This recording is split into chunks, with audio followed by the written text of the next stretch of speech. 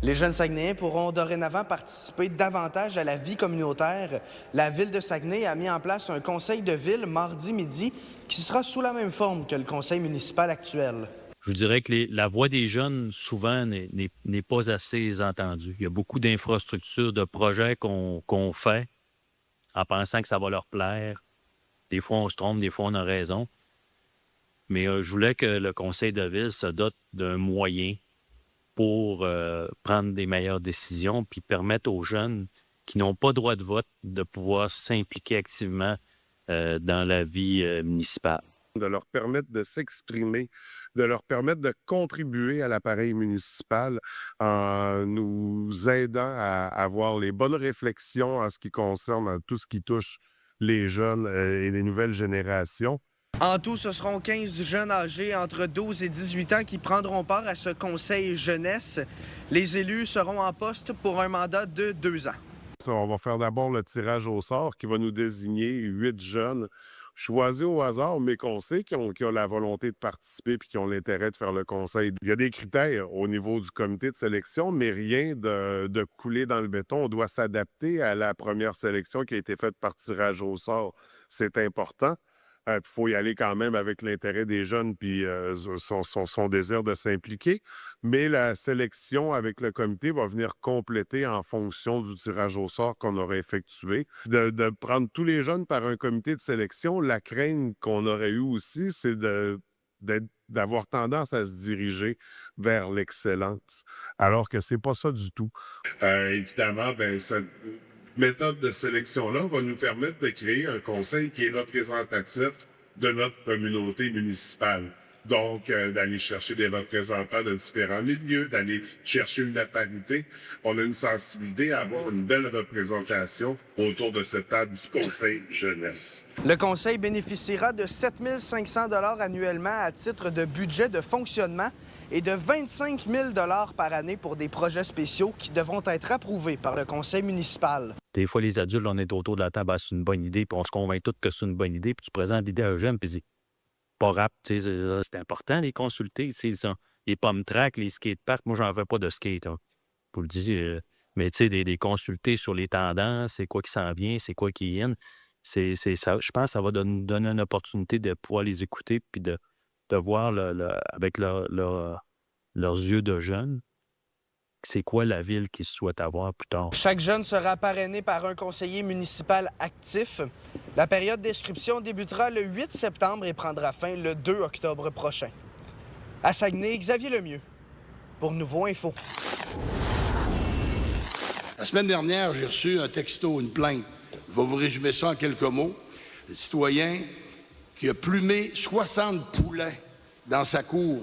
Une cour qui est mitoyenne. Les suivis de dossiers s'éternisent selon plusieurs conseillers municipaux de la ville de Saguenay. Michel Tifo demande en fait du changement et plus de rapidité dans plusieurs dossiers, notamment pour celui de ces 60 poulets.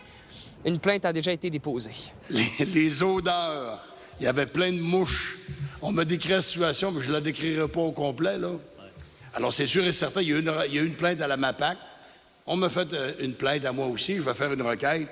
Mais souvent, c'est trop long. Si c'était possible, avec nos services, lors d'une plénière, essayer de trouver une réglementation pour être capable d'agir plus vite dans ces cas-là. Je ne sais pas de quelle façon on pourrait s'y prendre, mais je suis certain que tous les conseillers, conseillères ont des plaintes également. À l'automne, on a un plan d'action qu'on va rendre public, puis de regarder ce qui dépasse les bornes du territoire, bien voici ce qu'on va faire, puis les gens vont devoir se gouverner en conséquence. C'est que c'est des dossiers qui sont longs, mais on n'a pas de nouvelles. C'est ça, on ne sait pas si ça travaille. C'est juste ça qu'on aimerait savoir. Tu sais, mettons, quand je donne une adresse, que j'ai un problème, ça prend 2 ans, 3 ans, on ne sait même pas qu'il y a eu un constat, puis on ne sait pas si ça bouge, on ne sait pas si ça dort. C'est juste plus ça qu'on aimerait savoir, au moins un suivi. On me l'a dit, oui, le citoyen ne nous rappelle pas, le citoyen ne répond pas. Tu sais, qu'on sache au moins quelque chose, que ça bouge. Quand il y a un incendie dans notre ville, ça prend trop de temps avant qu'on mette la bâtisse à terre. Je comprends qu'il y a des dossiers d'assurance. Je vais vous donner un exemple sur la rue Saint-Hubert. Puis les conseillers de Jonquière le savent, ils l'ont vu en plein milieu de Saint-Hubert. Il y a eu un incendie, la bâtisse a été là pendant 2 ans. J'ai fait des requêtes.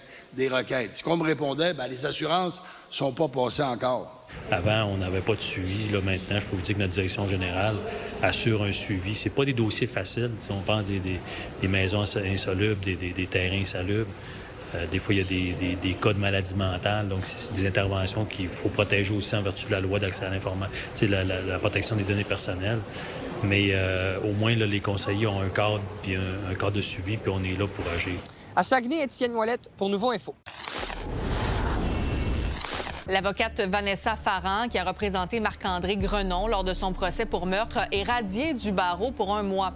Selon le conseil de discipline du barreau, l'avocate sherbrookoise a manqué à son devoir de préserver l'honneur, la dignité et la réputation de sa profession en publiant une vidéo sur Instagram. On y retrouvait notamment le mot-clic « meurtre » accompagné de la chanson « Gangsta Paradise ». Le conseil estime que cette publication était incompatible avec les obligations déontologiques de l'avocate. 16 personnes originaires de la République du Congo qui prévoyaient faire leur entrée à l'Université du Québec à Chicoutimi cet automne devront revoir leur plan. Rappelons que depuis le 20 juillet dernier, en raison de mesures mises en place par Ottawa, les personnes natives de la RDC ou qui ont transité par ce pays se voient refuser l'accès au Canada afin d'éviter l'arrivée et la propagation de la maladie à virus Ebola. Les étudiants ou les membres du personnel ou donc toute personne là, qui est native ou qui passe par ce pays-là ne pourra pas, pour l'instant, il n'y a aucun traitement donc, de documents qui se fait. Il y a aussi le Soudan du Sud et l'Ouganda qui ont été ciblés. Par contre, les gens qui auraient à passer par ce pays-là ou seraient en provenance de ces pays-là sont en mesure de recevoir un traitement de leur papier de la part du Canada, mais devraient faire une quarantaine. Ici, à l'UQAC, on a recensé donc 16 étudiants de la République démocratique du Congo qui ont fait des demandes d'admission chez nous, qui ont été admis et qui vont devoir fort probablement donc reporter leur admission, soit pour la session d'hiver ou pour l'automne prochain. Que c'était pas l'ensemble des étudiants qui avaient déjà, de toute façon, toute leur, justement, là, donc le certificat d'acceptation du Québec et le permis d'études. Il y a un étudiant, donc sur les 16, qui pour l'instant avait vraiment l'ensemble de la documentation, donc qui était possiblement là, en mesure de pouvoir venir nous rejoindre à l'automne. Les étudiants concernés ont rapidement été contactés par le bureau de l'International de l'UQAC. L'université soutient qu'elle doit respecter les exigences du gouvernement canadien en matière d'immigration. Donc, on a fait des communications générales à tous les étudiants internationaux. Donc, même ceux qui sont sur le campus en ce moment et ceux qui proviendraient donc des pays qui sont ciblés. Parce que, donc, effectivement, même ceux qui sont sur le campus, comme je le mentionnais tout à l'heure, s'ils ont à séjourner ou s'ils avaient à faire un transit, donc dans certains pays, pourraient ne pas être en mesure de revenir, donc poursuivre leurs études à l'UQAC. Donc, pour nous, c'est important de vraiment informer l'ensemble de ces étudiants-là. Le bureau de l'International de l'Université du Québec à Chicoutimi continue de suivre l'évolution de cette affaire. Les responsables devraient d'ailleurs recevoir des nouvelles prochainement. À tous les mois, en fait, l'IRCC, donc le gouvernement fédéral, nous tient à jour justement des modifications et puis nous indique si, entre-temps, il y avait des modifications extraordinaires. Et puis nous, on le transmet à la communauté puis au personnel pour que les gens soient au courant. Donc, la prochaine information qu'on devrait avoir, c'est à la fin août, donc autour du 29 août. Donc, d'ici là, bien nous, c'est sûr on suit la situation de près. Aucun cas d'Ebola n'a été recensé au Canada comme au Québec jusqu'à maintenant. Toutefois, la maladie a fait près de 1600 morts en République démocratique du Congo. Il n'existe également aucun vaccin ni traitement approuvé contre la souche Bundibugyo qui a causé l'éclosion en mai dernier. À Saguenay, Sarah-Léa Bouchard pour Nouveau Info. Pour toutes vos nouvelles, nos chroniques et des vidéos, consultez le site nouveau.info.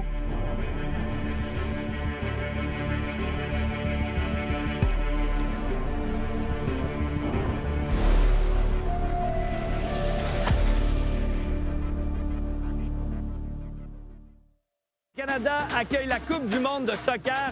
C'est une première dans l'histoire du pays.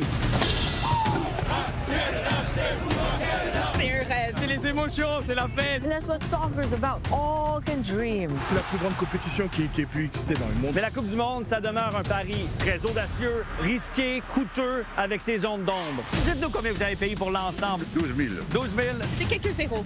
Oui, OK. Accrochez-vous, on vous fait vivre la Coupe du monde à Toronto comme si vous y étiez.